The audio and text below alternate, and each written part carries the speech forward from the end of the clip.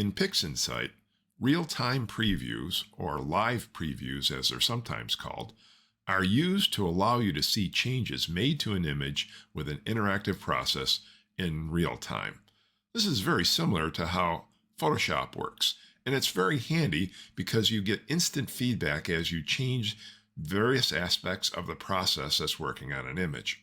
Real-time previews are a feature that are supported by some processes in Pixinsight, but not all of them. How do you know if the process you want to use supports it? Well, the easiest way is to open up the process. Here I have the Curves Transformation tool. And if you look at the bottom, you'll see that there's the New Instance triangle, the Apply triangle, and you'll see this blue circle. The blue circle is the real-time preview. And if you click on that, you'll open up the real-time preview window. Now, there's another way you can trigger these windows, and that's to go to the View mode. And you'll see on the View mode a real-time preview.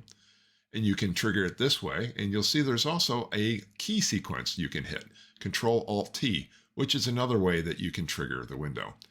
In general, I tend to open up the process I'm interested in, and I just use the preview. The preview will be operating on the last image window you selected, so be conscious of what you were selecting before you pulled up your process. In some cases, the real-time previews show a very accurate representation of what the final result will be. For example, with the Curves Transformation tool, this is a relatively simple to compute transformation, so what you're going to see in your real-time preview window is very accurate. However, there are some processes which are extremely compute intensive, and it's much harder to get those to provide real-time results. So some compromises have been made to the computations to favor a quick computation in order to provide the real-time result.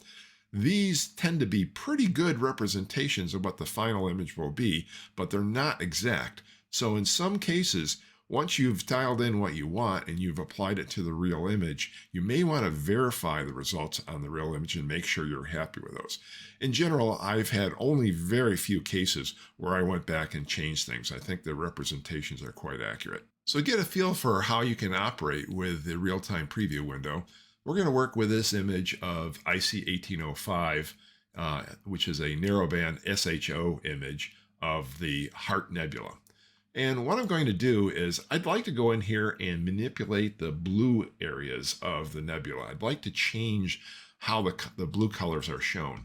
So in order to focus my changes, I'm going to take a blue mask that I've already computed, and I'm going to drag this onto my image. So now I have the mask engaged. At this point, I want to make sure that I've selected the image I want to work with. I go into the Curves Transformation tool and I bring up the real-time preview. Now I'm ready to start making some changes. And if I were to go in and just take the neutral curve and bring it down,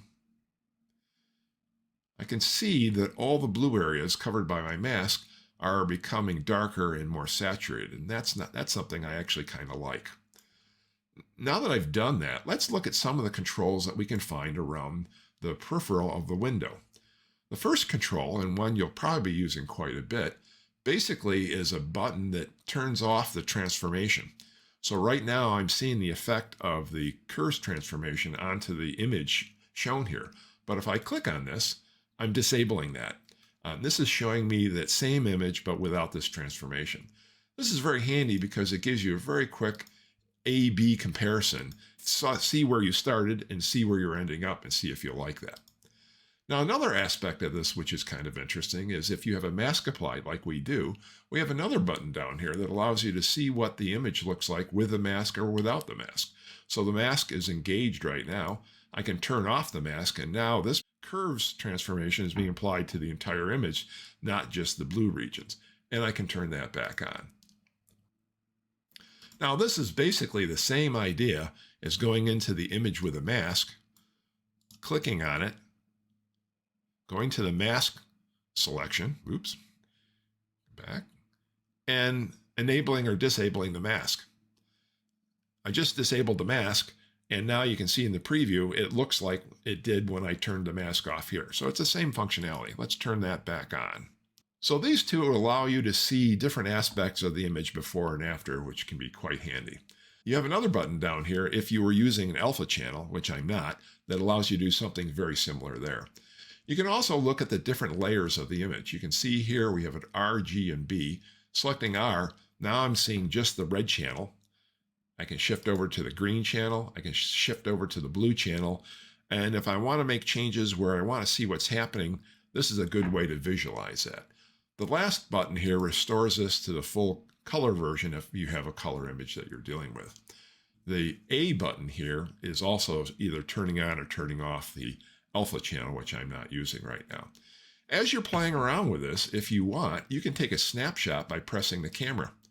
That will create a new window with an image that's been extracted from that real-time preview. Now, as we come to the bottom of the window, we have the ability to choose what image is actually being used. So I can actually choose any image that happens to be in my environment if I wanted to try the same transformation on a different version of the image. There's also a quality measure here, and when you first use it, typically it comes up in the smooth mode. That's the default. The smooth mode looks pretty good to my eye. Some people tend to push it over to the maximum, and it seems like some of the very fine detail is included that is not seen so much in the smooth detail. Either of these I think is fine. It's really kind of your preference. You'll notice there's a whole slew of other choices, which are integer with a negative sign. There's not a lot of documentation on this, but from testing it, it appears that these are different levels of detail. If I go all the way down and choose that, the image becomes much less sharp, and it looks a little blocky as you look. So this seems to be dropping the resolution down, which I would imagine with a low-powered computer would allow you to get a real-time preview more quickly. So this may be a compromise. For most cases, I think smooth works out just fine. Now, for a long time, one of the problems with a real-time preview was you had no ability to zoom the image. If I was doing something that was going to impact the image structure or the noise of the image, I really can't see that in this particular rendition, and there was no way to zoom. Well, in more recent releases, there is a sort of way that you can zoom, and that's handled by these controls seen down in here. What Pixinsight now allows you to do is to create a preview in your real-time preview. So I could come up in here, press this button, and I could choose a rectangular region to create a preview. And when I've selected that, I'll instantly zoom to that particular preview.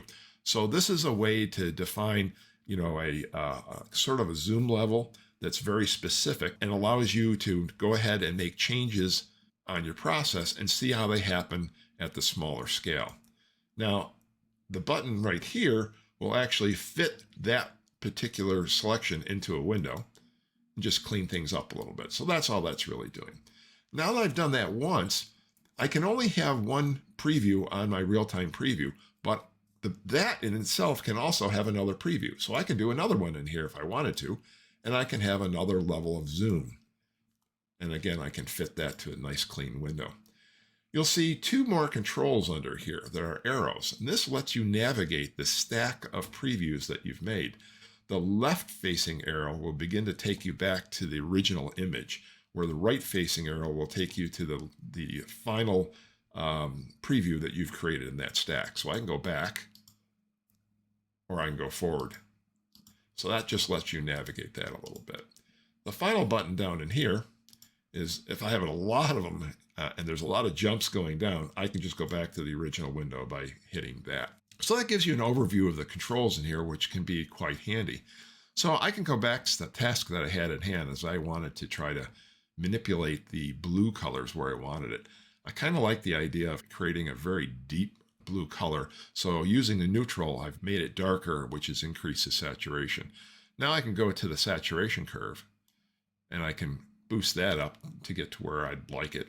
And once I'm happy with what I've done here, and I confirm that by looking in the real-time preview, I can get rid of the preview. And at this point, I can apply that transformation to the image. And I have every confidence that what I end up with will be very close. So the real-time preview helps me to dial in the look that I really want, and is a really handy tool for those processes that support it.